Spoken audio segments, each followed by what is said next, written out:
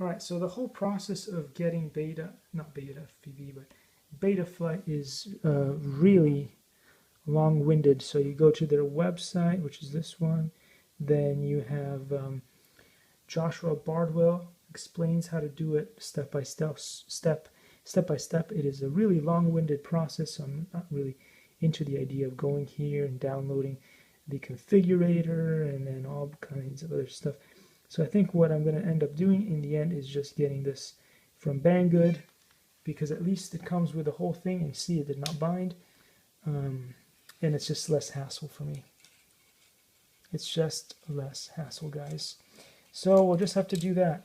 The only other thing that I wanted to talk about is I did find this charger. This charger charges this larger battery. I don't know if it'll do well with this battery. I could try that, but since I'm not keeping the drone, I may not even bother with that because I don't want to. Likey.